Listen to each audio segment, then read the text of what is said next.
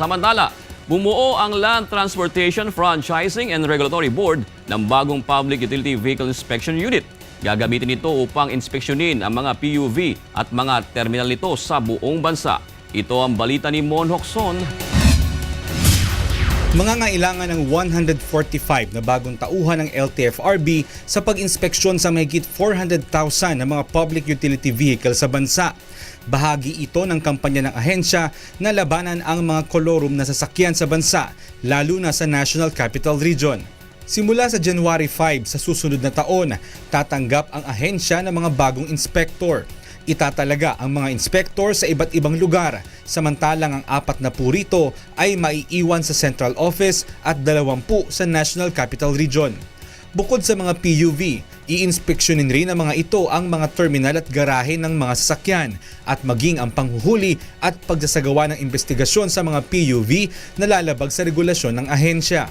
Sa mga nagnanais maging miyembro ng PUV Inspection Unit, narito ang ilan sa mga kwalifikasyon. Dapat ay naka2 taon sa kolehiyo, 1 taong karanasan sa trabaho na may kinalaman sa transportasyon at may mabuting pag-uugali. Ang mga matatanggap ay susweldo ng minimum wage batay sa rate ng bawat rehiyon sa bansa. Subalit nilinaw ng LTFRB na ang mga inspektor na matatanggap ay contractual lamang. Sa mga interesadong aplikante sa 40 bakanting posisyon sa Central Office sa Metro Manila, pwedeng i-email ang resume sa email ad mismo ni Chairman Winston Hines sa ltfrb.chairman@gmail.com. Para naman sa mga probinsya, maaaring magtungo sa pinakamalapit na LTFRB Regional Office sa inyong lugar. Maaari lamang magpasa ng aplikasyon hanggang sa January 10, 2015. Samantala, sa January 9, itinakda ng LTFRB ang pagdinig sa petisyon na ibaba naman ng pasahe sa mga PUV sa buong bansa.